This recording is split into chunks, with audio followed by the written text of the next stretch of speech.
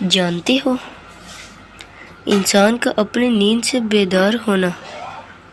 یقیناً ایک مشکل کام ہے۔ دن بھر کی تھکن کے بعد جب رات کو سکون کی نیند سوتا ہے تو پھر اپنے نفس کو قربان کر کے اٹھتا ہے، کیونکہ رات کا اٹھنا اور خاص کر سردیوں کی راتوں میں اٹھنا یہ یقیناً ایک بہت مشکل کام ہے۔ لیکن آپ نے سوچا ہے یہ ہوتا کب ہے؟ یہ تب ہوتا ہے جب آپ کو کوئی بہت بڑی طلب ہو، آپ کو اللہ سے پیار ہو، آپ اللہ سے باتیں کرنا چاہتے ہو، اور پھر بات بھی کب؟ جب آپ سکون کی نیند سونا چاہتے ہیں۔ اور یہ بہت بڑی سعادت کی بات ہے کہ سردیوں کی سرد ترین راتوں میں جب کوئی اٹھ کر اللہ کے سامنے کھڑا ہو جائے اور کہے کہ اے اللہ، میں آ گیا تیرے در پہ،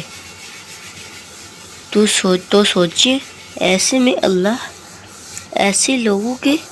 کتنا خوش ہوتے ہوں گے، اور ان کے لیے کیا کیا فضیلتیں اور انعامات اللہ نے رکھے ہوں گے۔ اور اس کا تو آپ اور میں بس اندازہ ہی کر سکتے ہیں۔ سنا ہے کہ جب کوئی نوجوان چڑھتی جوانی کا شدائی سردیوں کی ٹھنڈی راتوں میں اپنے گرم اور سکون بستر کو چھوڑ کر نماز تہجد کے لیے اٹھتا ہے، وضو کرتا ہے اور اللہ کے سامنے نماز کے لیے کھڑا ہوتا ہے، تو جب وہ اللہ کے سامنے سجدہ ریز ہو جاتا ہے تو اللہ اس کو دیکھ کر مسکراتا ہے۔ آپ ذرا اس بات کو تصور کریں کہ وہ بندہ کیسی عظمت اور شان والا ہے جس کو دیکھ کر میرا اللہ مسکراتا ہے، اور پھر اللہ پاک فرشتوں کو گواہ بنا کر کہتا ہے کہ اے ملائکہ، تم گواہ ہو جاؤ، میرے اس بندے نے مجھ سے جو مانگا ہے میں نے اسے عطا کر دیا۔ اب یہاں اگر ہم دیکھیں تو ہمیں ایک بات یہ بھی سمجھ آتی ہے کہ تہجد جہاں ایک مشکل اور محنت طلب نماز ہے، وہیں یہ بات بھی سمجھ میں آتی ہے کہ یہ کوئی آسان مرحلہ نہیں ہے کہ ہر کوئی شخص تہجد تک آ جائے۔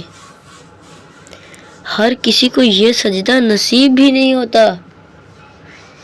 بس جسے اللہ چن لے تو انسان کو تکبر کی بجائے شکر ادا کرنا چاہیے کہ اللہ نے اسے سجدے کی توفیق دی، کیونکہ سردیوں کی یخ بستہ راتوں میں گہری نیند کو قربان کر کے صرف وہی شخص اٹھ سکتا ہے جو یا تو اللہ کا عاشق ہو یا جس کی طلب سچی ہو، یعنی جسے واقعی شدت سے کچھ پانے کی طلب ہو تو وہ تہجد کو ضرور اپنائے گا۔ بزرگان دین کہتے ہیں کہ اگر کسی کو واقعی کسی چیز کی طلب ہے، اس کی نیت اس چیز کے لیے سچی ہے اور وہ چاہتا ہے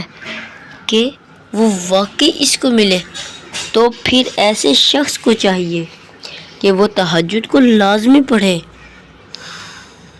کیونکہ تہجد کا یہ وقت بہت قیمتی ہوتا ہے اور روحانیت کی بلندیوں پر پہنچنے والے بہت سے لوگوں نے اس وقت کو اپنا کر بہت کچھ حاصل کیا ہے۔ جب انسان کی نیت اور طلب سچی ہو تو بندہ کوئی پرواہ نہیں کرتا کہ گرمی ہے یا سردی، اسے توفیق بس اپنے اللہ کو منانا ہے اور تجربات اور مشاہدات سے یہ بات ثابت ہوتی ہے کہ وقت تہجد جس نے جو مانگا اللہ نے اسے اس سے بڑھ کر عطا کیا، اور جس طرح اللہ نے دن کی روشنیوں کے ڈھلنے کا وقت مقرر کر رکھا ہے، ویسے ہی اس نے رات کے اندھیروں کا ختم ہو جانا بھی لکھ رکھا ہے، اور سردی کی یخ بستہ اندھیری راتوں میں تہجد کے طویل سجدوں کے ساتھ رو رو کر اللہ کو اپنا حال دل سناتے ہیں، تو ذرا غور تو کر کے دیکھیں کہ تہجد کے سجدے سے فجر کے اندھیرے تک میں جب ہم سب غم اللہ کے حوالے کر دیتے ہیں تو فجر کی روشنی سے اللہ ہمیں یہ بات سمجھا رہا ہے کہ میرے بندے، میں ایسے ہی تمہاری زندگی کے اندھیروں کو دن کے اجالوں میں بدل دوں گا، جیسے میں رات کو دن میں بدل دیتا ہوں۔ تو اللہ کو تہجد کے سجدوں میں مناتے رہیں اور اپنی زندگی کے اندھیروں کو دن کے اجالوں کی طرح روشنی میں بدل لیں۔ اللہ تعالیٰ آپ کے لیے آسانیاں پیدا فرمائے، آمین، اور آپ کی تمام دعاؤں کو قبول فرمائے، آمین ثم آمین۔